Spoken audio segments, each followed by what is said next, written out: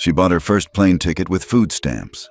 Now, at 65, she was being dragged off a first-class seat she paid for. Evelyn Carter, CEO of a billion-dollar tech company, said nothing as security approached. She just smiled and whispered, "You're making a mistake." What followed would shake the entire airline industry. A quiet black woman, decades older than the average executive, became the face of a revolution in the skies. Before we begin this powerful story of injustice, power, and redemption, drop a comment. Have you ever been judged by how you look? Let's talk. Evelyn Carter boarded Flight 722 with the quiet elegance of a woman who no longer needed to prove herself. At 65, she moved with the confidence of someone who had scaled mountains others couldn't even see. Her navy blue suit, pressed to perfection, whispered power. The custom leather bag she carried wasn't just designer. It was history, a gift from her late mentor after she rang the NASDAQ bell for Neuralcore's IPO. She didn't expect the morning to be easy. Air travel never was for women who looked like her, not in America. But today was important. She was flying to Denver for a closed-door summit on ethical AI regulation. Government officials, think tanks, titans of industry. Her presence wasn't requested. It was required. Her name carried weight now, or so she thought. When she arrived at the gate, the boarding agent scanned her ticket and smiled. "Welcome aboard, Ms. Carter. We've upgraded you to 2A, our most requested seat in first class. Please enjoy the flight." Evelyn nodded politely, took her pass, and walked down the jet bridge. It was early, and first class was still empty. She placed her bag in the overhead bin, settled into 2A, and pulled out her annotated briefing packet. She had 10 minutes before wheels up to mentally rehearse. She never made it past the first page. "Excuse me," a voice interrupted. Sharp, young, female. Evelyn looked up. A flight attendant in her mid-20s stood over her with a practiced smile that didn't reach her eyes. Her name tag read Laura. "I'm sorry, but you may be in the wrong seat," Laura said, tone clipped but courteous. Evelyn blinked slowly. "This is 2A, yes?" "Yes, ma'am, but this seat is usually assigned to one of our Diamond Platinum members. Would you mind showing me your boarding pass?" Evelyn handed it over without hesitation. Laura glanced at it, her smile tightening. She leaned over slightly and tapped her earpiece. "Can you confirm an override for seat 2A?" she whispered, barely audible. There was a pause. Then she straightened. "I'll be right back," she said, and disappeared down the aisle. The cabin was filling now. White men in tailored suits. A couple in their 40s, both with Louis Vuitton carry-ons. No one looked at Evelyn, but everyone noticed her. Minutes later, Laura returned, with a second attendant, this one male, and a stockier man in a blazer who looked like he belonged more in a casino than a cockpit. "This is Mr. Whitmore," Laura said. "He's our Diamond Elite flyer and has logged over 2 million miles with us. He's sat in 2A for the past 12 years. The man didn't offer a greeting. He simply looked at Evelyn, then at the crew. "I always sit here," he said. "Everyone knows that." Evelyn looked at him for a moment, then back at Laura. "Are you suggesting my assigned seat will be changed? For tradition?" "It's just a mix-up," Laura said quickly. "We can offer you another seat in first class. Still very comfortable." Evelyn didn't raise her voice. She didn't frown or argue. She simply smiled. A small, closed-lip smile that didn't reach her eyes either. "This isn't my first rejection," she said softly, her voice steady. "But it might be my last." The words hung in the air. Laura hesitated. So did the male attendant. Mr. Whitmore simply scoffed. "I don't have time for this," he muttered. "Just get her moved." "We'd be happy to compensate you with a voucher," Laura added quickly. Evelyn didn't move. The first-class cabin had gone silent.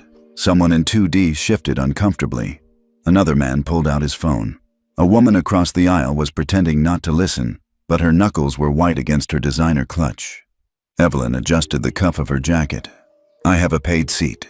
I have an assignment. If there's been an error, it is not mine." Laura turned to the male attendant. "Get security." "Wait," someone said.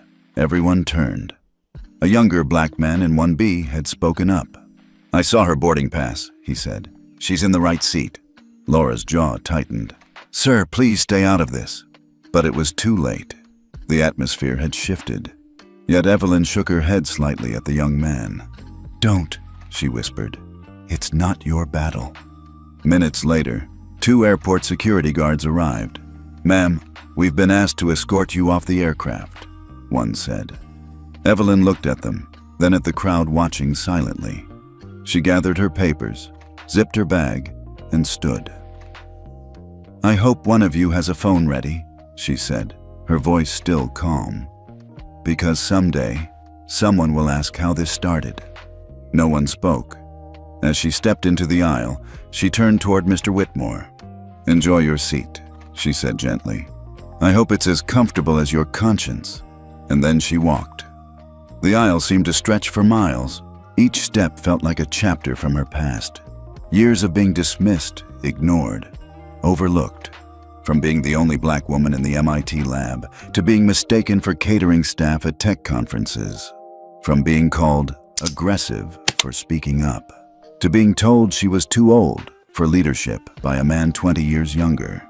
The cameras were rolling now. Passengers recorded discreetly, or not so discreetly. Laura stood frozen by the cabin door. The male attendant looked away. Mr. Whitmore was already sipping his complimentary champagne. Evelyn exited the aircraft with the grace of royalty, head high, shoulders straight. In the terminal, she sat quietly as the guards radioed in. She didn't say a word. She didn't need to. The internet would speak for her, and it would roar. Evelyn sat in the dimly lit lounge of Terminal C, away from the noise and buzz of hurried travelers. The velvet upholstery on the armchair did little to ease the weight pressing down on her chest. She crossed her legs slowly, adjusted the scarf around her neck, and opened her phone. She scrolled past the notifications, tweets, tags, videos already picking up traction. Her removal had not gone unnoticed, but it wasn't time to lean into the noise. Not yet. She dialed the number she'd used fewer than a dozen times in the past decade. The man on the other end never answered unless it was truly urgent. The line rang once, twice. Then, "Evelyn," said a voice, smooth as aged bourbon and just as dangerous. "I assume you're not calling for small talk." "Franklin," she said calmly, "I was just escorted off a Titan Air flight. First class. I had a boarding pass, a paid seat. They removed me to accommodate a diamond flyer who claimed the seat as his personal property." A pause. "I warned you flying commercial wasn't safe anymore," he said, his voice dry. Evelyn stiffened. "Excuse me?" "You've built NeuroCore into a fortress," Franklin continued. "You sit on federal boards, you have private security, and then you choose to fly Titan, my airline, like some middle manager? You think they won't forget who you are the moment you stop reminding them?" "That's not the point," she said, sharper now. "They didn't forget, they ignored. There's a difference." Franklin exhaled slowly. "What do you want, Evelyn?" She hated the way he asked it, as though she was coming with a handout, not a demand. "I want you to tell me this will be handled, that there will be consequences." There was silence on the line. Not long, but long enough to sting. "You know how optics work. The flight crew said you were non-compliant. The passenger in question is a legacy investor. You want blood, it's going to cost political capital. I don't feel like spending on a social media storm." She almost laughed, but it wasn't humor that bubbled up. It was memory, cold and hard. "I see," she said softly. "I suppose I forgot how little some friendships matter when stock prices are involved." "Don't be dramatic," Franklin said. Evelyn didn't reply. "I'll look into it," he offered as a concession. "But if this is going to be one of your crusades—" "It's not," she cut in. "It's a reckoning." She ended the call before he could respond. She sat still for a while, long enough for the anger to rise, crest, and recede. Then, without a word, she reached into her bag and pulled out an old leather-bound notebook. The pages were faded, but the ink still sharp. It had traveled with her since her days at MIT. She opened to a page dated September 1981. Rejected. Again. Third time. The scholarship committee said my background wasn't a fit for the program ethos. What does that mean exactly? That I'm too black? Too female? Too poor? She traced the lines with her fingers. Her younger self had been raw, angry, brilliant, impatient. She remembered the meeting with the committee chair, a white woman in her 50s with icy pearls and a clipboard. "You're very impressive, Evelyn," the woman had said, almost kindly. "But perhaps you'd feel more comfortable in a community college environment. MIT can be overwhelming." Evelyn had smiled and thanked her, then gone to the campus library and printed her transfer application to Stanford, where she would go on to graduate top of her class. She flipped to another page, dated 1994. "They told me I wasn't founder material, that no one would invest in a software company started by a single black woman over 30. I asked if they'd prefer if I got married to give them a face they could trust." She remembered that day too. A VC had actually laughed when she walked into the pitch room, assuming she was there to serve coffee. She'd walked out without finishing the presentation. The next week, she liquidated her retirement and started Neural Core in her apartment. Alone. Now, she sat in a first-class lounge, more successful than most people would ever dream, and still, being told she didn't belong. She closed the notebook gently and looked around. No one met her gaze.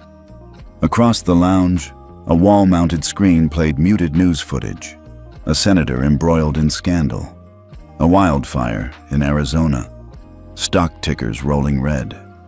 She picked up her phone again, not to call, but to record. She turned the camera to herself, not polished, not rehearsed, just raw.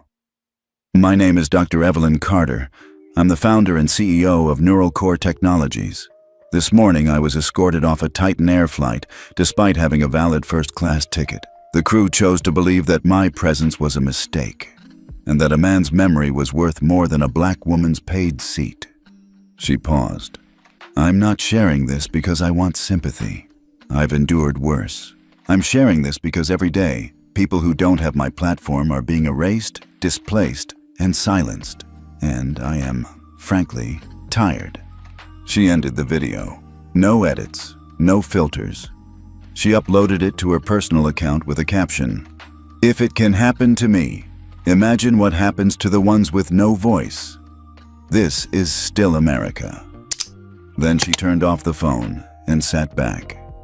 Outside, the sky had gone from cloudy to full sun. Her next flight wouldn't board for hours. But Evelyn wasn't in a rush, because this time, she wouldn't be flying under anyone's radar. By the time Evelyn reached her hotel in Denver that evening, the world had already chosen sides.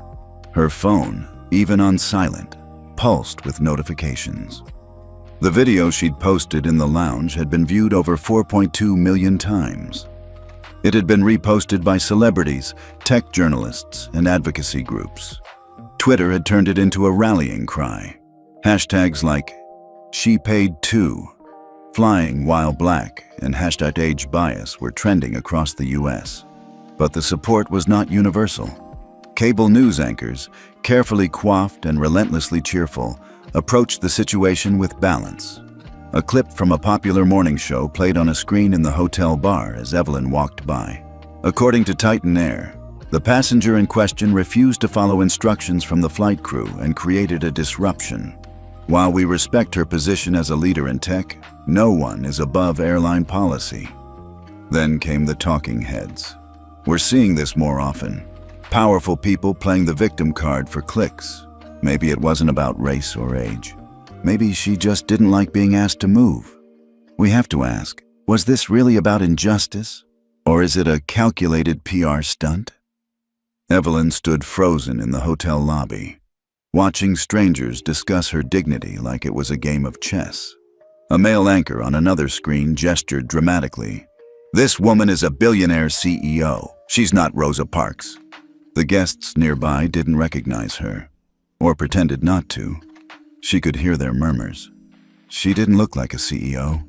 I mean, why not just switch seats? She was probably difficult. She stepped into the elevator and pressed the button for the 14th floor. The doors closed, but the pressure in her chest remained. In her suite, Evelyn dropped her bag gently onto the couch. She stood by the window and watched the city lights flicker beneath the descending dusk.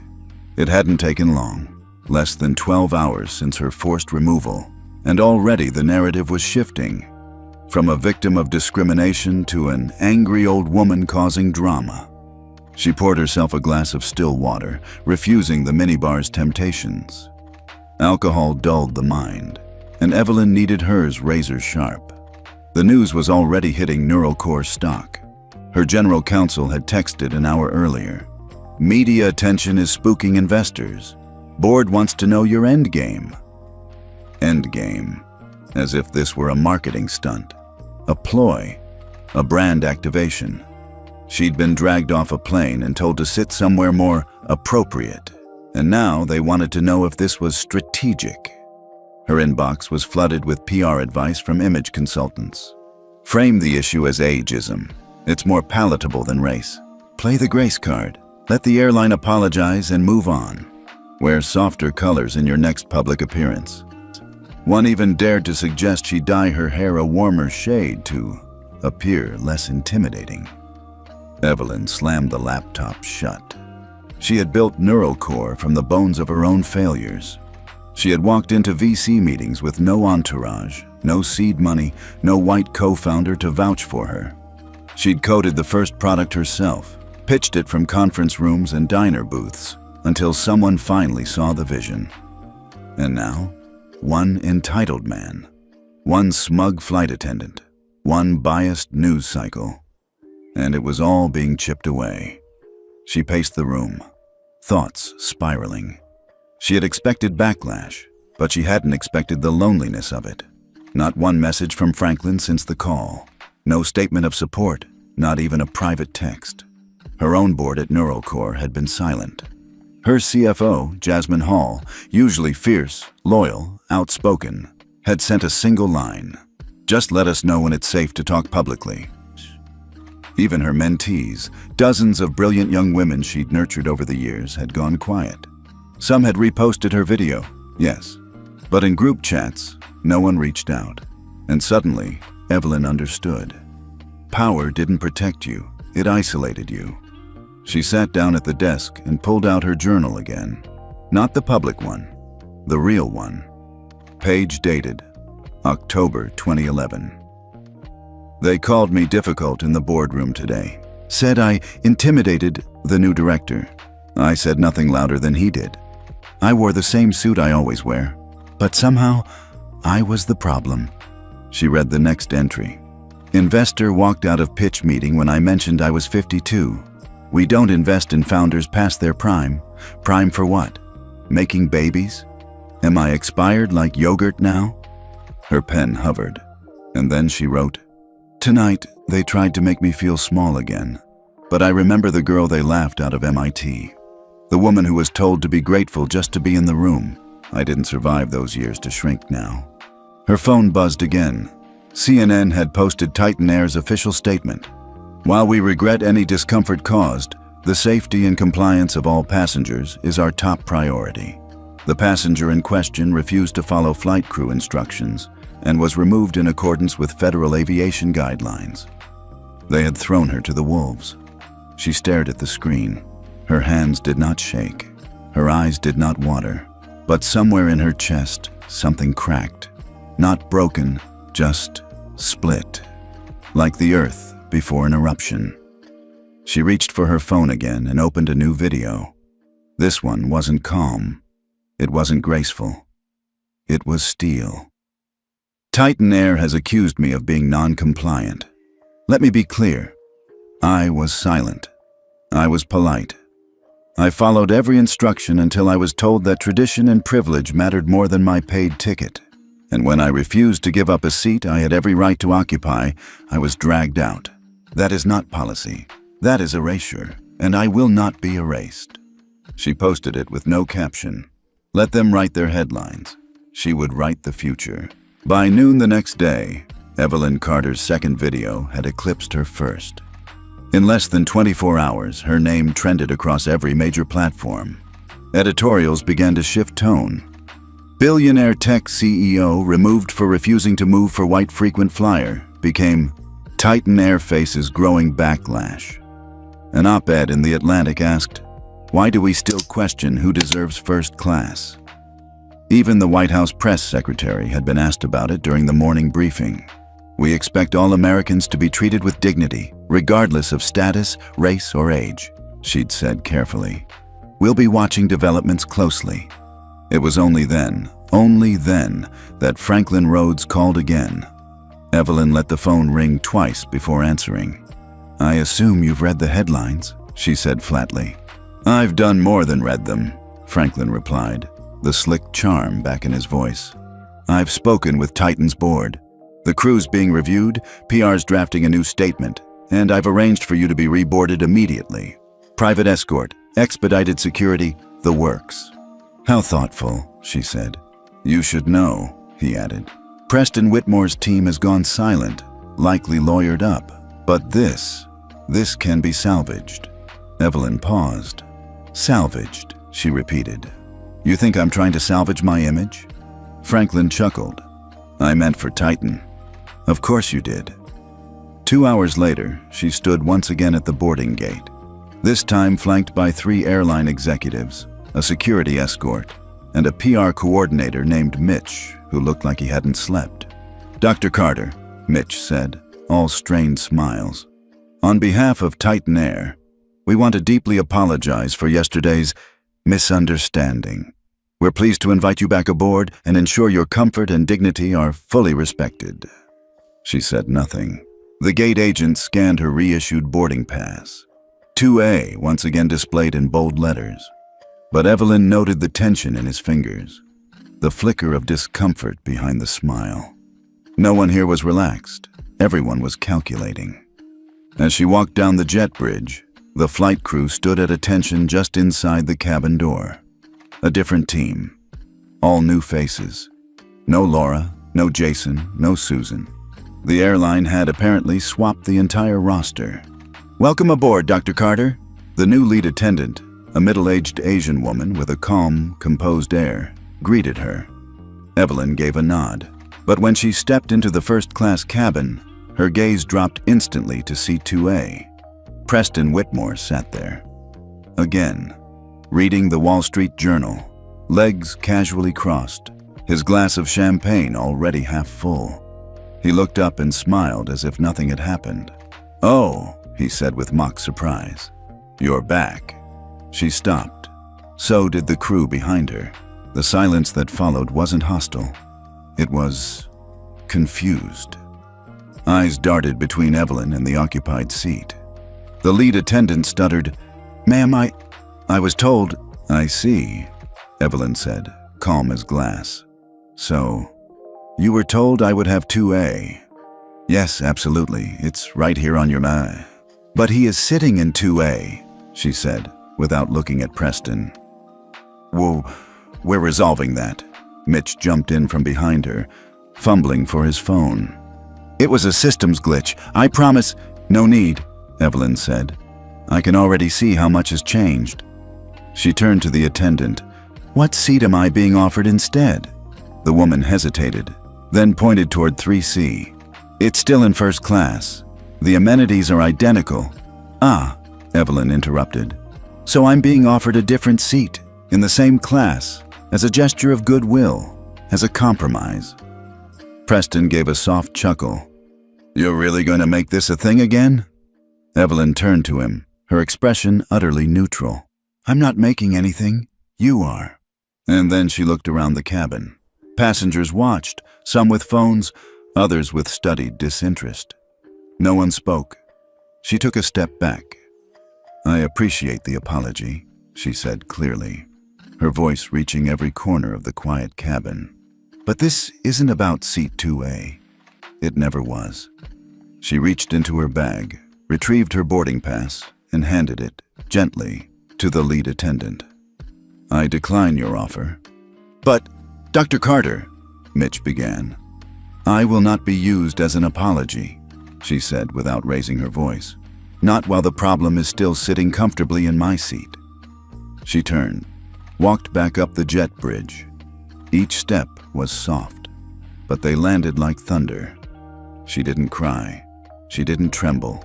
She simply walked, away from the noise, away from the cameras, away from the table she was being asked to sit at as if it were some benevolent gift. Back in the terminal, Evelyn found an empty bench near the large glass windows overlooking the tarmac. She sat, closed her eyes, breathed. No staff chased her this time. No offers were repeated. For once, the world let her exist on her own terms. Her phone buzzed. An email from her assistant. Subject: press inquiry. Dozens want a statement. Below it, a forwarded message from the New York Times editorial board. Another from Bloomberg Tech, and one unexpected one from the Smithsonian Institute. They wanted to interview her about the intersection of power, legacy, and visibility. She smiled, tired but unbowed. The world thought the story was over.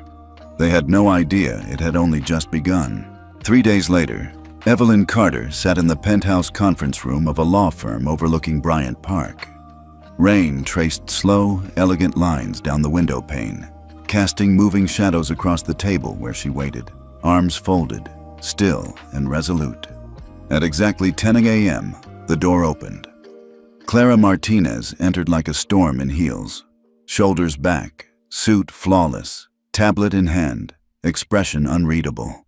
Her silver-streaked hair was pulled into a tight knot, and her eyes swept the room like they already owned it. Evelyn stood to greet her. The handshake was brief, firm. No small talk. "You're the last person I expected to call me," Clara said as she sat down. "And yet you're here," Clara smirked. "Let's not pretend we're old friends." "We're not," Evelyn agreed. "But we respect the same battlefield."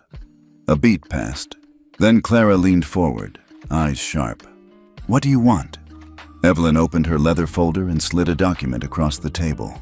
"Not a lawsuit," she said. "Not yet?" Clara raised an eyebrow. "Then why me?" "Because I don't need a lawyer," Evelyn replied. "I need a weapon." That made Clara pause. "Go on." Evelyn's voice was calm, measured. Titan Air's offense was obvious. The removal, the replacement, the statement. But what they really did was reveal the system. "I don't want a settlement. I want a structural reckoning. I want public commitments, training overhauls, a third-party oversight board, equity audits, a passenger rights charter." Clara leaned back slowly. "You want to remake an airline? I want to force a reckoning that goes beyond Titan." Clara's fingers tapped against her tablet. "That's not litigation. That's policy. Culture, PR, that's war." "I've fought wars before," Evelyn said. "But this time, I want a general beside me." The room fell quiet. Outside, the rain had turned to sleet. 12 years earlier, Clara and Evelyn had met under very different circumstances. Opposing sides of a federal class action case involving biometric data privacy. Evelyn, then CEO of a rising AI firm, had defended her company's algorithms. Clara had represented a coalition of watchdog groups. The courtroom exchange had been brutal, technical, strategic, unrelenting. In the end, Evelyn won the case, but not without scars.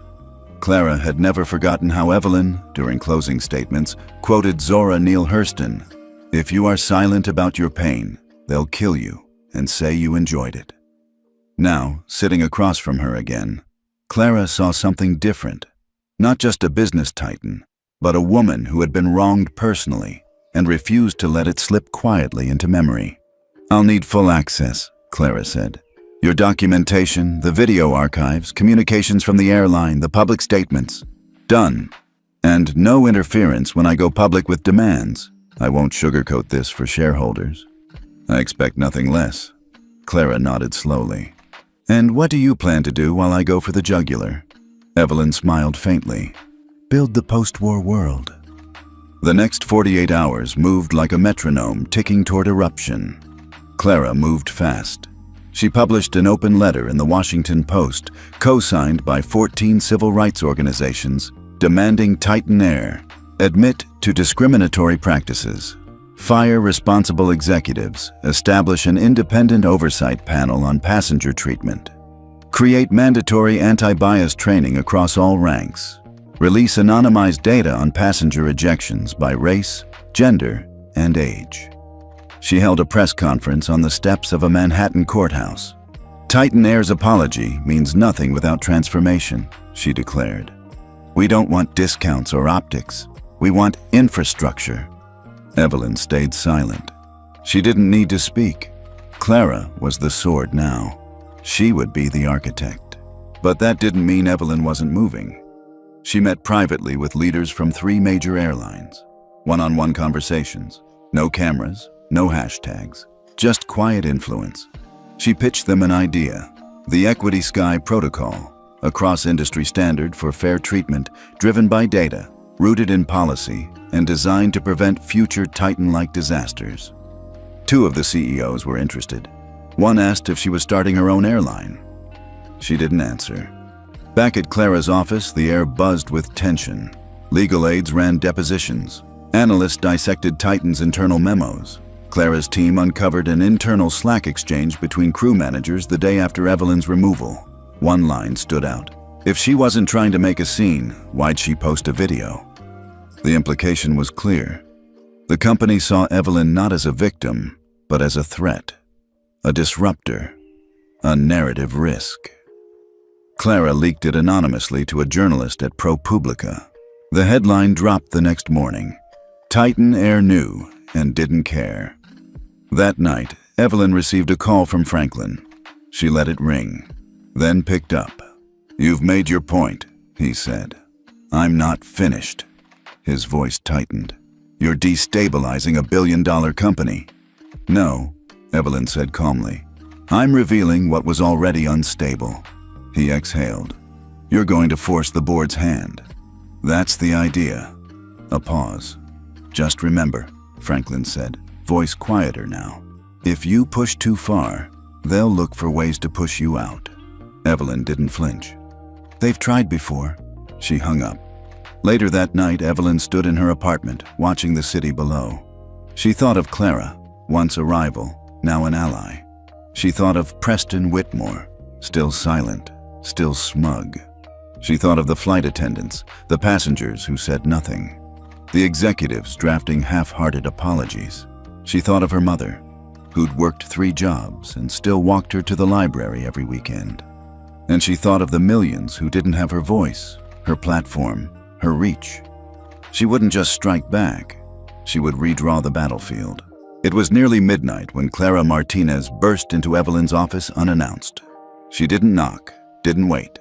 She marched in holding a flash drive in one hand and a stack of printed screenshots in the other. I found something, she said, out of breath but burning with focus.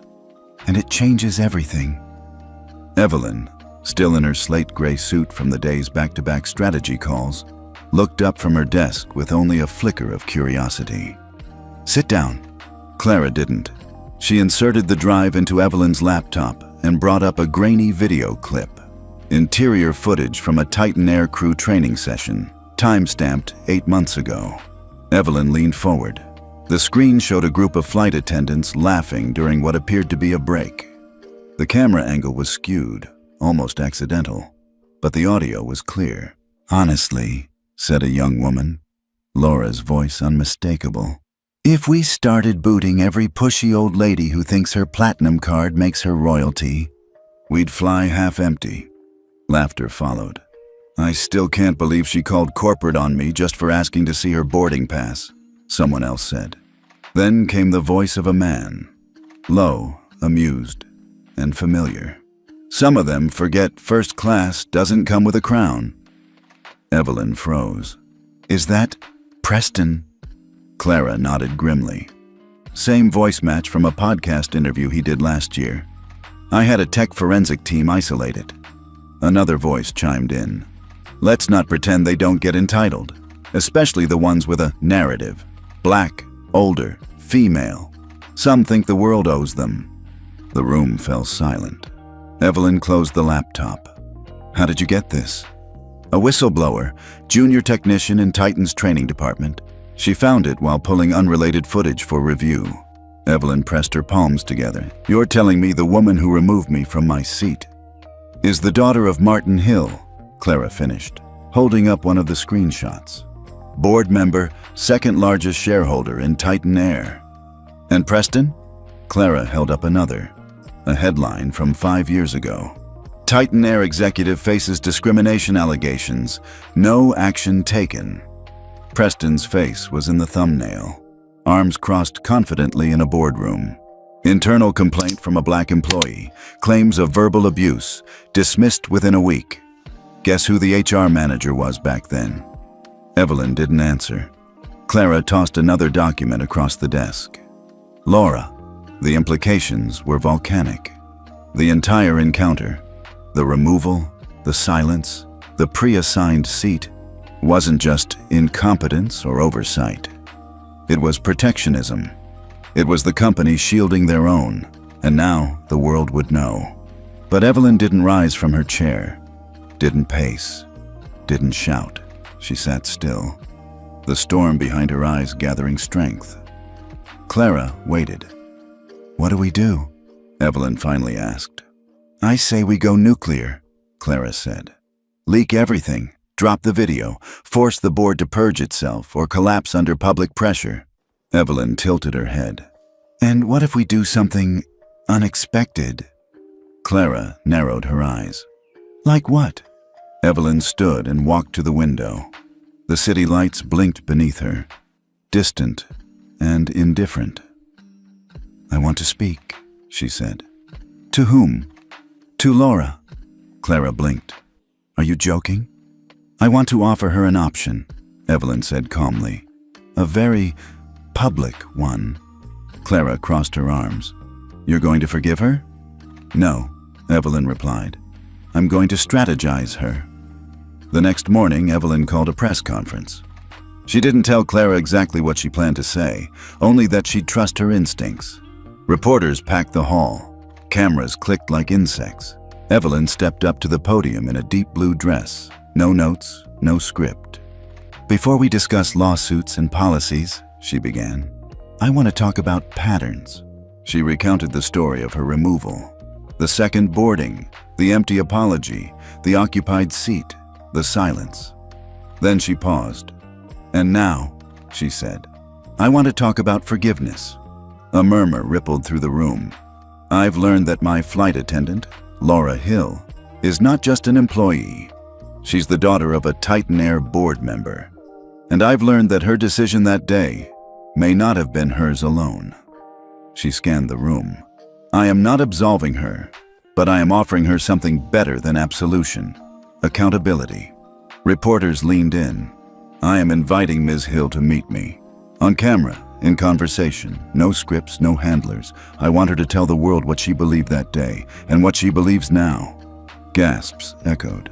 One journalist stood and asked, Is this part of a settlement? No, Evelyn said. It's part of a system shift. Later that evening, Clara barged into her office again. You blindsided me. Evelyn handed her a cup of tea. And yet, we're trending again. You offered a stage to the person who humiliated you. I offered a mirror, Clara. Let's see if she can look into it. Clara stared for a long moment. Then, slowly, a smile crept across her face. You're dangerous, Evelyn Carter. Evelyn raised her cup. Only to people who think I'm not. The ballroom at the Midtown Civic Center was meant for galas. Gilded ceilings, chandeliers dripping with crystal, polished floors that reflected every camera flash like starlight. But on this day, Evelyn Carter repurposed it as a courtroom, not one of judgment, but of truth. A stage was erected at the front, simple and stark. A single podium, a projection screen, and 15 empty chairs arranged in a semicircle. No brand banners, no PR slogans. Just silence and the steady hum of anticipation. It was Evelyn's idea to call it the passenger testimony. This wasn't about her story anymore. It was about everyone else who'd been erased with less attention, fewer hashtags, and no recourse. At 9 a.m. sharp, Evelyn stepped onto the stage. She wore no makeup, no jewelry except for a thin bracelet engraved with the initials of her late mother. Her voice, when it rang out, was low but unwavering. "Thank you for being here," she began. "I've spoken a lot these past few days, but now I'd like to listen." She clicked a remote in her hand. Behind her, the screen lit up with a single sentence: "You're in the wrong seat." Gasps echoed through the audience. Evelyn waited. "This is the phrase I heard before being removed from a seat I paid for," she continued. "But I've since learned I wasn't the only one. In the days following that flight, I received thousands of emails. I read every one," she paused. "And today, I've invited just a few of those voices to speak." The first to take the stage was a middle-aged man with a weathered face and trembling hands. His name was Kenneth Moore, a retired firefighter from Georgia. "I was traveling to bury my brother," he said softly. "I had a business class seat. I sat down, and within minutes, a crew member asked me to double-check my boarding pass. No one else was asked, just me." He looked down, then added, "I was wearing my old station jacket. Maybe that made me look out of place." Next came a young Latina teacher named Rosa Alvarez. "My students raised money to send me to an educational summit," she said. "First time I ever flew. When I got to the gate, they told me my ID didn't match. It did. I'd just gotten married the week before and updated my name. They made me wait. I missed the flight." Her voice cracked. "I cried in the airport bathroom for an hour." Story after story followed. A Sikh man detained for random screening 8 times in 1 year. A pregnant woman denied pre-boarding because her belly wasn't big enough to prove. A veteran in a wheelchair asked if he could transfer himself without help. But it was the final speaker who silenced the room completely. Her name was Mrs. Thelma Monroe, 83 years old. Dressed in a lavender suit, her hat adorned with a single silk flower. Evelyn helped her to the stage personally, offering an arm. Mrs. Monroe took her time. When she reached the podium, she pulled a folded boarding pass from her purse and held it up. "This," she said, voice clear, "was my ticket. Seat 3C, first class. I saved for it for years. It was a promise to myself. One last trip to see my childhood home in Birmingham before my legs gave out." She held the ticket higher. "But when I boarded, the flight attendant looked at me and said, 'Ma'am, economy is back that way.'" Gasps rippled through the room. "I told her I had the right seat. She laughed, said I must have misread, asked me to step aside, and then she gave my seat to someone else." Mrs. Monroe paused. "I was too tired to argue. I sat in the back. My legs swelled so bad I couldn't walk for 2 days." Her hand trembled slightly as she returned the boarding pass to her purse. Then she looked directly at the cameras. "I didn't tell anyone because I thought maybe it was my fault. But then I saw Miss Evelyn's video, and I realized. We all been told to sit where we don't belong." The room was silent. And then, quietly at first, someone began to cry. It spread like rain. Soft sobs, wiped eyes, tissues passed hand to hand. Evelyn stepped forward again, her voice no longer quiet. "This is not just an Evelyn Carter problem. It's not just a Titan Air problem. This is what happens when bias becomes infrastructure, when politeness replaces justice, when corporations believe silence equals safety." She turned to the press. "I won't accept their voucher. I won't accept their apology. What I demand is structural change. For me, for Mr. Moore, for Rosa, for Mrs. Monroe, for the people who aren't in this room because they were too afraid, too tired, or too used to being dismissed to speak." She looked into the sea of cameras. "We don't want compensation. We want recognition, and we want protection." That night, the headlines were unmissable. "Passengers speak out at Carter's hearing. We've all been told to move." "Titan Air faces class action momentum as public testimonies go viral." 83-year-old woman breaks down. "We all been told to sit where we don't belong." Social media exploded again. but this time with clips not of Evelyn, but of them. The passengers, the silenced, the ones who had never trended, never testified, never been believed. Until now. Backstage, Evelyn embraced Mrs. Monroe. "Thank you for speaking," she whispered. The old woman smiled, eyes glistening. "Child, thank you. I never thought anybody would care what happened to me in row 3. Evelyn looked her in the eye. "I care, and now, so does the world." The resignation came at dawn. A 3-sentence press release, buried beneath headlines about stock slumps and investor walkouts. Titan Air announces the immediate resignation of CEO Patrick Langley. The board thanks Mr. Langley for his service. A search for new leadership is underway. There was no press conference, no farewell statement, just silence, and the sound of markets reacting. Titan Air's stock dropped 14% before noon. By afternoon, it had triggered a halt in trading. And still, Evelyn Carter said nothing. She was in her kitchen when the news broke, pouring a mug of black coffee, the morning sunlight filtering through sheer curtains. Jasmine Hall, her CFO, called first. "They're going down hard," she said. "Langley's out. Half their board is in emergency session. Do you want to comment?" "No. You're trending again." "I'm always trending lately." "Evelyn," Jasmine said cautiously, "they're talking about naming you interim CEO, or at least putting you on the board. It's being discussed behind the scenes." Evelyn took a slow sip of her coffee. "I'm not interested in becoming the face of someone else's cleanup," she said. "Then what do you want?" Evelyn stared out the window. "To break the mirror, they keep trying to dress up." Within the hour, her assistant forwarded a formal invitation from Titan Air's remaining board members. "Ms. Carter, in recognition of your leadership, insight, and public trust, the board of Titan Air invites you to join as an independent director to assist in guiding the company towards systemic change." The language was polished, careful, hopeful, but Evelyn knew what it really was: damage control. That evening she stood at a podium again.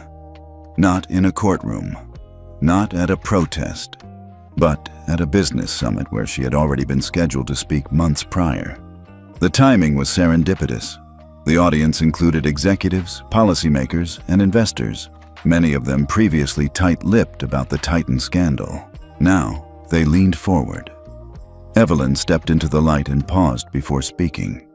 "I've been offered a seat," she said plainly, "on the board of the company that removed me, then denied me, then invited me back in a moment of panic." She scanned the room. "Some of you may think I should accept, that I could do more from the inside, that I could fix it." She smiled, softly. "But I've been inside systems my whole life, as the only one, the first, the token, the example. And what I've learned is this: a single seat at the table is not transformation, it's camouflage." The room stilled. "So no," she said, her voice rising. "I don't want a seat. I want a mirror, held up to this industry, this culture, these policies that dress up exclusion as logistics and bias as tradition." Gasps echoed. Some clapped, then stopped, unsure if it was appropriate. Evelyn continued. "I don't want to inherit a broken house. I want to change the zoning laws." Now the applause came, unprompted, loud, and sustained. That night, 3 of Titan Air's top institutional investors pulled out. A Saudi conglomerate froze future contracts. A Fortune 100 tech partner suspended all joint advertising. A viral thread on X, formerly Twitter, laid out 15 other discrimination incidents involving Titan staff over the last decade, all swept under the rug. By midnight, #Boycott Titan had overtaken the Super Bowl pre-hype in national engagement. Inside Titan's Manhattan headquarters, the atmosphere curdled. Mid-level managers resigned preemptively. An anonymous employee published an open letter titled, "We Knew." Even the janitorial staff was fielding press inquiries. And at the center of it all, not Evelyn Carter. She was already looking ahead. At Neural Core, Evelyn met with her leadership team. "Titan will try to rebuild," her CTO said. They'll look for a figurehead, someone safe. Let them, Evelyn replied. We're not playing in their sandbox. We're building our own. Jasmine looked up from her tablet. Do you want to make a formal statement about declining the board seat? Evelyn paused, then said, No. Let the silence speak. Across the industry, the effect was immediate. Other airlines scrambled to review policies. One released a diversity report within 72 hours. Another quietly offered vouchers to 3 previously ejected passengers. But the public wasn't satisfied. They wanted transparency, change, names, and they wanted Evelyn to lead it. Back at home, Evelyn stood on her balcony. The city stretched out below her like a live circuit board. She didn't feel triumphant. She felt awake. This wasn't the end of something. It was the unmasking of everything. Behind her, on the coffee table, sat a letter from a 14-year-old girl in Milwaukee. Dear Ms. Carter, I saw your video. I didn't know people still got treated like that. My grandma says it's always happened, but I thought it would be better by now. I want to be an engineer, but sometimes I feel invisible. Watching you made me feel seen. Thank you. Evelyn folded the letter carefully and placed it in her notebook. Then she whispered to herself, No seat. But finally, some space. The invitation arrived in a cream-colored envelope, hand-delivered by a Department of Transportation liaison wearing a navy suit in visible discomfort. Evelyn opened it at her kitchen table, her hands steady, her morning tea still warm beside her. Dr. Evelyn Carter, the United States Department of Transportation, in coordination with the Office of Civil Rights and the President's Advisory Board on Equity, formally invites you to serve as Senior Civilian Advisor for the newly formed National Airline Reform Commission. Your leadership in corporate ethics, technology, and passenger rights is not only welcomed, it is needed. The letter was signed by the Secretary of Transportation. Later that day, Evelyn sat in the quiet corner of a botanical garden surrounded by green, her sanctuary. The offer weighed more than she expected. It wasn't about prestige, it was about scope. She'd fought battles before, courtroom skirmishes, investor duels, political stonewalling. But this was a battlefield made of bureaucracy. To win, she'd need more than sharp words and good press. She'd need someone who knew the inside of the machine, its blind spots, its rituals, its habits. Someone who had once been part of the problem. That night, she made a call she hadn't made in 2 decades. The voice that answered was older, wearier, but unmistakably familiar. Hello? Miss Grant, Evelyn said evenly. It's Evelyn Carter. Silence. Then, a sharp inhale. Evelyn, I didn't expect... No, you didn't, Evelyn said. But I have a question. 20 years earlier, Susan Grant had been a flight attendant on a transcontinental flight from San Francisco to Washington, D.C. Evelyn had boarded with a first-class ticket and a migraine. She'd requested water and silence. Susan had responded with a frown and a condescending tone, questioning Evelyn's seat assignment twice during boarding.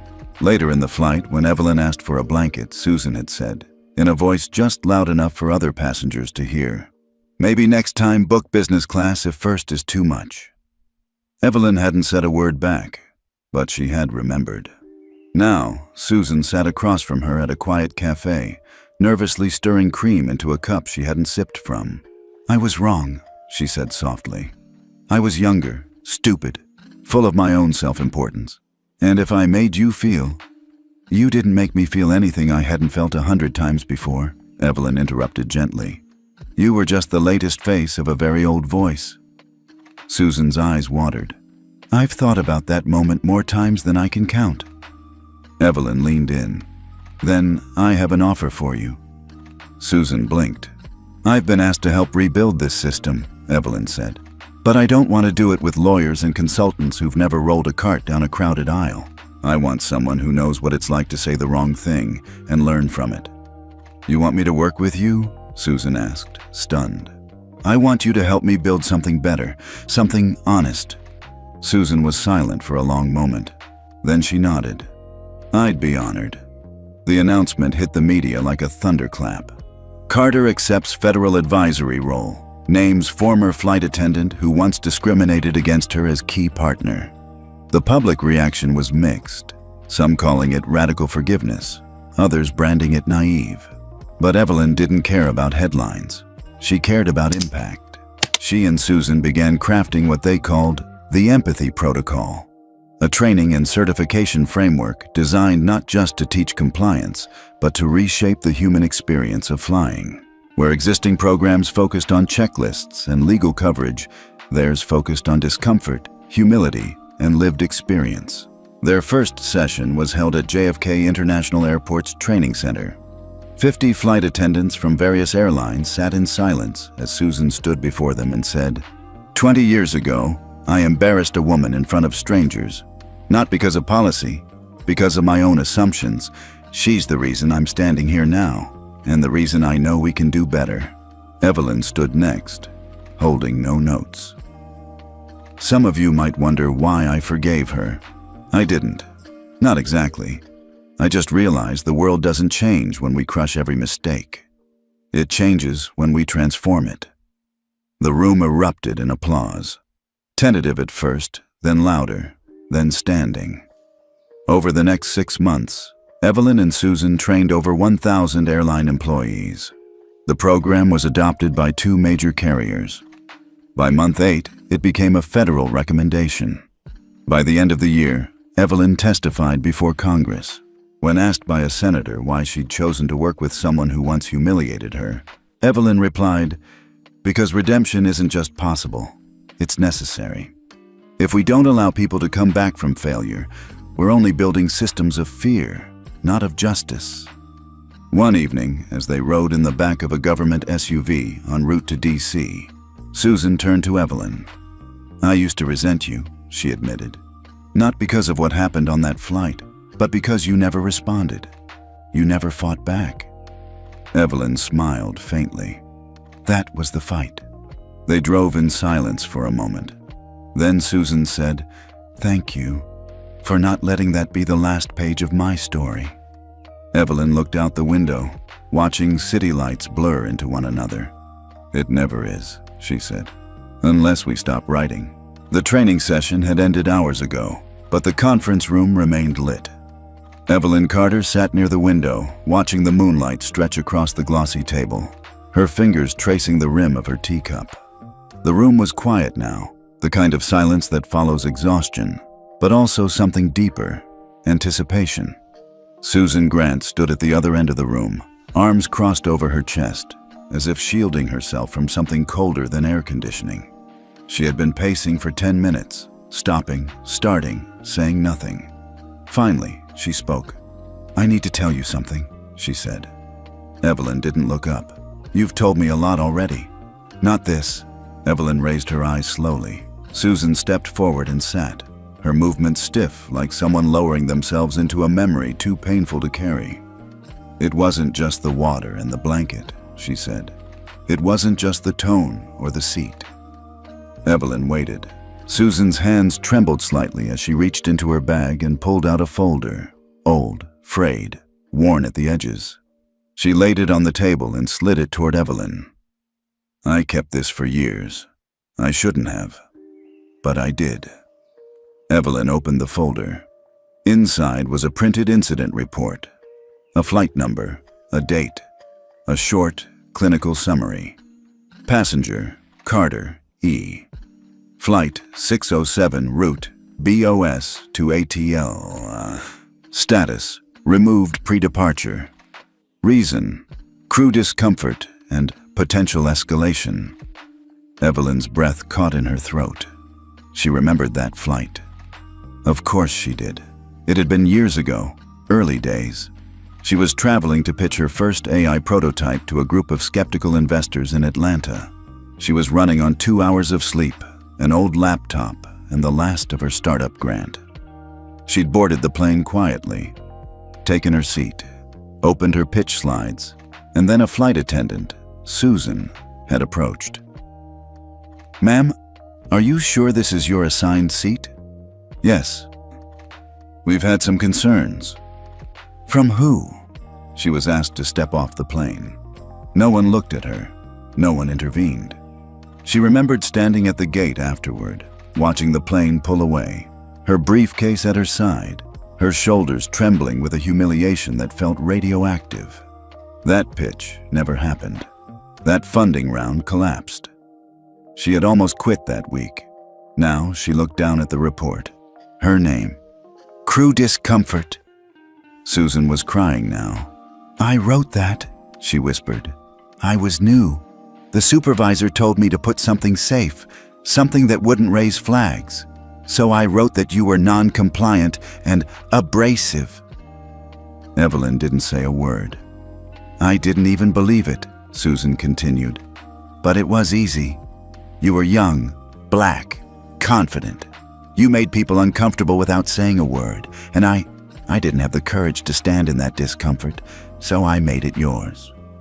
Evelyn closed the folder. The silence was thick, but not angry. It was something else, older, heavier, a reckoning. Susan wiped her eyes. I thought if I buried it deep enough, it wouldn't count. But the truth never disappears, does it? It waits. Evelyn finally spoke. You know what's funny? She said softly. I blamed myself for that day. For years. I thought I had done something wrong. That I had been too direct. Not friendly enough. That maybe I did look like I didn't belong. Susan looked up. I'm so sorry. Evelyn nodded slowly. I don't forgive you, she said. Susan froze. Evelyn continued.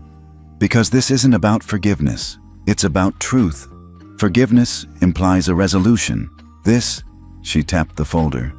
This was a fracture, one of many. You didn't start it, but you continued it, and now, she paused. You can help me end it. Susan blinked. What do you mean? Evelyn smiled gently. You helped me build resilience. Now help me rebuild the sky. In the days that followed, Susan became not just a co-trainer, but a co-creator. She told the story of Flight 607 at every session, unflinching. She didn't sanitize it. She didn't soften her language. She admitted to weaponizing protocol, to shielding herself behind policies instead of people. And something remarkable began to happen. Other attendants stepped forward. A man from Dallas shared a story about accusing a Middle Eastern passenger of acting suspiciously because he was praying. A woman from Miami confessed to assuming a young black woman in first class had stolen someone else's boarding pass. They weren't proud of their stories, but they were finally telling them. Because Susan had made it safe to say the worst thing and still choose to grow from it. Evelyn watched it all quietly. She didn't rush to center herself in every room. She didn't need to. Her presence was enough. A reminder that dignity could be reclaimed, even from ashes. One day, after a particularly emotional session, a young flight attendant approached Evelyn in tears. I was the one who recorded your removal, she said. I was in the last row. I didn't say anything that day. I just filmed. Evelyn looked at her gently. You spoke when it mattered, she said. And now you're here. That evening, Evelyn and Susan walked together along the Hudson, the city glowing behind them. You know, Susan said, I never thought this would be my life. I was just trying to survive in a system that didn't want either of us. I know, Evelyn said. I still don't understand why you chose me. Evelyn looked at her. Because you didn't hide, she said, and because you said the truth out loud. Susan nodded. Do you think we're making a difference? Evelyn didn't answer right away.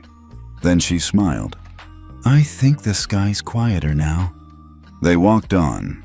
Two women who had once stood on opposite sides of shame, now rebuilding the very air between them. The conference room at NeuroCore's headquarters wasn't built for policy meetings. It was designed for code reviews, product demos, machine learning forecasts. But now, the walls were covered with flowcharts, behavior matrices, and ethics diagrams written in red marker.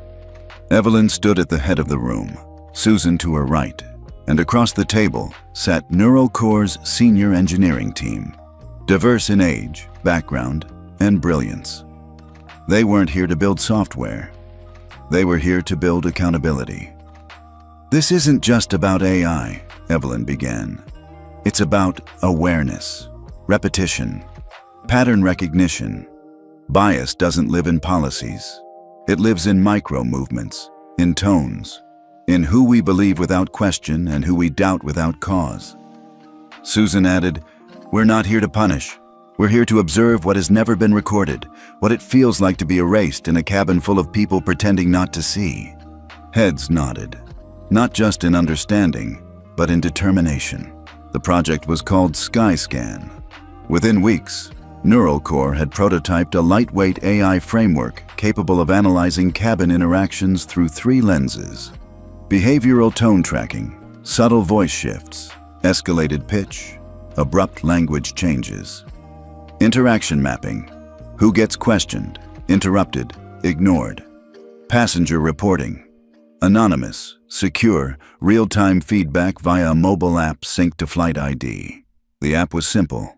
Passengers could log in, enter their seat number, and tap one of 3 buttons. Something felt unfair. I was treated differently. I witnessed a problem. Each entry remained anonymous. But once cross-referenced with time-stamped crew logs and onboard audio recordings, the AI could identify patterns invisible to the human eye. And more importantly, it could reveal them. Evelyn insisted on 3 conditions before deployment: transparency. Every airline must publish monthly summaries of behavioral bias data. Consent. Crew and passenger privacy must be protected. The AI would detect systems, not shame individuals. Agency. Airlines couldn't suppress or edit the data. It would live on an open-access federal dashboard. 3 airlines agreed to pilot the system: 1 regional, 1 national, and, unexpectedly, 1 international carrier headquartered in Canada. "I never thought I'd see the day," Susan muttered as she and Evelyn watched the first test flight take off from LAX. Evelyn didn't smile. Neither did the passengers who came before us. The results came quickly, and they were jarring. In the first month, 28% of reported unfair interactions involved requests to recheck boarding passes, primarily toward women and people of color. 17% of all complaints noted delays in service to passengers with disabilities. Multiple logs cited crew members calling passengers emotional or difficult when they voiced basic concerns. But the real shift wasn't just in data. It was in response. Crew members who had previously never been challenged began reconsidering tone. Supervisors reviewed incident logs weekly. Flight attendants requested additional empathy training on their own. Something unseen was beginning to take shape. Not fear, not compliance, but consciousness. News outlets called it the Carter Protocol. Tech publications dubbed SkyScan a breakthrough in ethical AI. Senators praised its balance of rights and reform. And most unexpectedly, passengers started using the app not only to report mistreatment, but to commend fairness. Attendant went out of her way to help an elderly man with dignity, noticed and appreciated. Gate agent re-verified my seat, but did it with such respect that I felt seen instead of profiled. These weren't just improvements in service. They were shifts in culture. One afternoon, Evelyn and Susan visited a training session at a small airline in Oregon. After the class, a young black flight attendant approached Evelyn. "My mother told me your story," she said. "When I got this job, I was afraid I'd have to just keep my head down. But now I think I can help set the tone instead of just surviving it." Evelyn smiled, deeply moved. "That's exactly why we built this." By the 3rd month, the system had collected over 30,000 anonymous passenger entries. Trends emerged. Some airports were repeat hotspots for bias incidents. Certain flight routes showed higher disparities in how passengers were questioned or seated. And most critically, the data didn't just expose airlines, it revealed habits. The industry began to respond. 2 airlines changed their pre-boarding scripts to remove coded language like "our usual premium flyers." Another introduced peer review among flight crews. Team members would evaluate each other's tone and demeanor post-flight. The transformation was slow, but it had begun, not in press releases, not in hashtags, but in the subtle daily ways people were finally being seen. Back at Neural Core, Evelyn reviewed the first quarterly Skyscan report with her team. "This doesn't just protect passengers," said an engineer. "It protects everyone from a culture of assumption." Evelyn nodded. The goal was never perfection. The goal is evolution.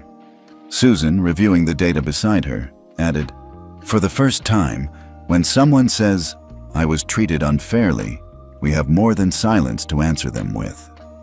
At a press conference later that month, a reporter asked Evelyn, "Do you think this system will fix the airline industry?"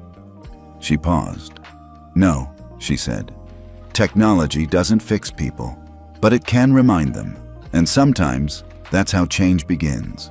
1 year later, the world looked different. Or maybe, finally, visible. The airline industry had not become perfect. Prejudice didn't vanish overnight. But change had rooted itself deeply, slowly, stubbornly. Evelyn Carter had stepped back from the limelight after Skyscan's full rollout. Her name was still invoked in articles, case studies, and university lectures. She had been offered awards, honorary doctorates, even a talk show slot. She declined most of them. But today, this flight was different. Today, she would fly not as a protest, not as a witness, not even as a reformer. Today, she would fly as herself. A woman, a builder, a survivor, a chairwoman. The terminal buzzed with life as Evelyn approached Gate 22. Her assistant had offered to walk her through, but she declined. She liked the feel of airports, the choreography of strangers with destinations, the quiet urgency of boarding calls and final check-ins. Her steps were calm, her gate pass digital. As she reached the front of the line, a uniformed attendant at the jet bridge looked up and smiled warmly. "Dr. Carter," she said, "we've been expecting you." She extended an arm. "Welcome aboard, Madam Chairwoman. Your seat is waiting." The phrase lingered in the air, gentle but powerful. Madam Chairwoman. Evelyn had accepted the honorary role on Skyscan's Independent Ethics Council 6 months ago. It was a position with no stock options, no speaking circuits, just oversight, insight, and authority to hold the system accountable. She didn't sit on the board of an airline. She oversaw how they treated people. It was a seat with no aisle, but far more gravity.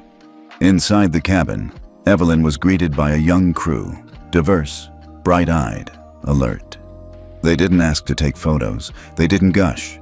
They simply nodded with quiet respect as she passed, proof that reverence doesn't have to be loud to be felt. She took her seat. 2A, not as a symbol, not as redemption, but as a traveler. She placed her bag down, settled into the leather, and looked out the window. The sky outside was soft with morning, pale blue, brushed with cloud wisps. It had been a long road, a long flight, in truth.